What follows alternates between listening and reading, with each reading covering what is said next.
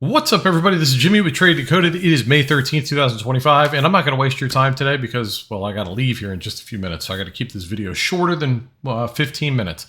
With that said, buy my book, join my Discord. I'll see you guys in the live trading room. Let's go ahead and look at the charts and get into what we wanted to play.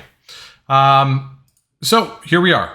As we do every other day, we do the call put scenario. Well, I had a put line of 508.70 with a breach. I was hoping to get down to, as a result of breaching that, to 508.14. Simply this support here.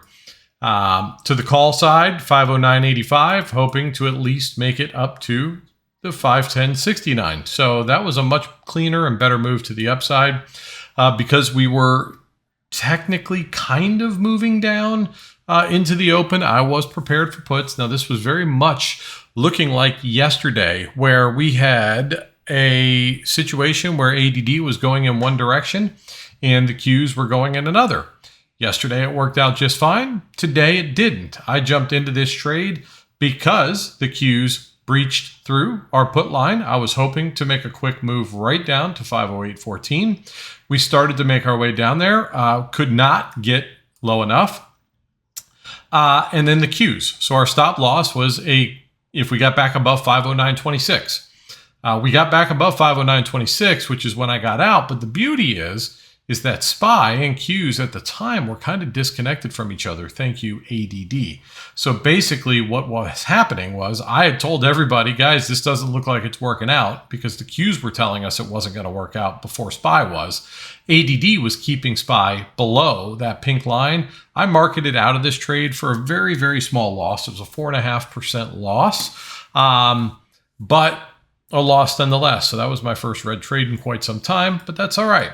As a result of me not being ready to take another trade, when we got to the call line, everything at the time looked okay. We crossed the call line on the Qs. We wanted to get up to the next line there, which is this trade right here.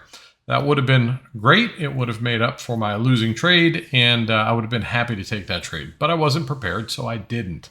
Right? Today, the point I was trying to make people in our community today was, no matter how long you do this, guys, emotions will always be involved. I'm relatively used to winning. And so when I take a losing trade, it's not that I can't lose. It's just that I don't deal with losses well. And it's very natural, and I'm sure it is for you, but also for me, to not want to leave the day red. So after that trade, I was saying, you know what? It was a small loss. It was a trade I would take another time if, the criteria that I like to see were being met.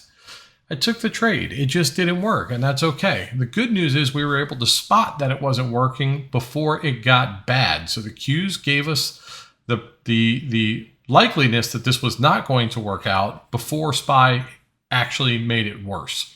With that said, we moved up through the call line, and that ended up being a great trade. We had a lot of people in our group take that as their first and only trade of the day, so good for you on that. We chopped sideways, pulled back a little bit more, started breaking to the upside. Now, as we were moving up, I was starting to feel a little bit better. Not a great chart for me today.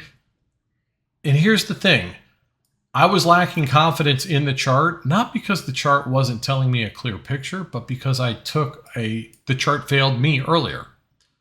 Okay. So again, an emotional feeling was keeping me out of trusting the chart moving forward. And it's very hard to get by, but I was dealing with that today. So as we were moving up here, people were asking me, Jimmy, you're going to take another trade? You're going to take another trade? And I started to feel a little bit more calm, and I started to recognize that we were putting in higher lows, and things started to look a little bit better as far as normal goes. So I said, you know what? If we pull back and put in a higher low and ADD starts printing green, I will take calls. I said that 3 or 4 minutes before all that happened. And I said, clear as day, if we get into calls here, I'm hoping to make it to 512.92. Well, as luck would have it, or the chart would give me what I hope for, we get a higher low, we start to move up, ADD starts to print green, I'm in the trade. Okay, now, as we moved up, ADD started to I mean, Q started to get more aggressive to the upside, so we held through a little bit longer. As we moved up, I said, guys, well, the next line up is this orange dotted line. Your stop loss should be if we close back below the orange line we just closed above. I'm going to set a tighter stop. So for me, because I felt like I was starting to lean towards greed, I started to trail this with a mechanical stop loss. I told everybody when I was putting it in and that I was tightening it up as we were moving up here. And then as just typical Jimmy fashion, we pull back. We do close at a point where I would have stopped out anyway, and then watched it run up like a banshee, which I stopped out there, but that's because I was still rattled from my first trade. This trade here ended up being a 44.3% win, so it was a great trade. I was very happy. It turned my red day green. And that was it for me. Now, outside of that, we continued to move up. Some people stayed in that particular trade even longer and made a lot more money than I did. Then we started to put in lower highs, and I drew these teal lines to show people that this is more likely to break down than it is to break up. And again, we were also keeping track of how many times the things we normally see don't work. Because we start to lose faith in the chart. And again, I guess I'm probably not the only one that feels that, but that's just weird things that I look for. So we did break down. We just didn't get all the way down to support, which was here. And then we ultimately broke the downtrend, took out resistances, and made our way up to the next resistance. And then the chart kind of got crappy after that. Slow and grindy, if you will.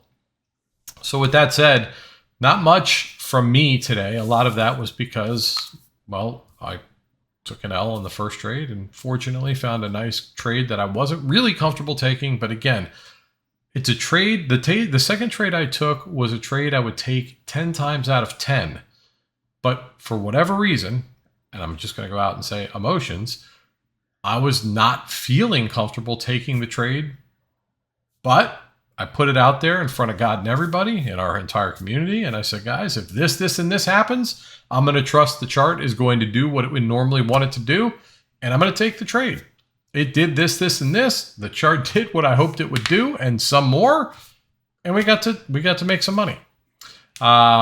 And that's pretty much it. So if you found any useful information in this video, please like, share, and subscribe. If you'd like to join our Discord community, well, we'd love to have you.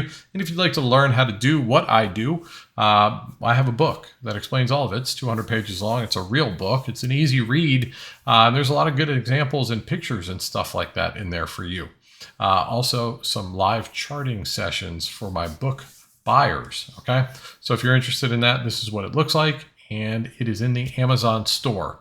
With that said, I hope you all had a fantastic day in the markets. Till tomorrow, I love you guys. See?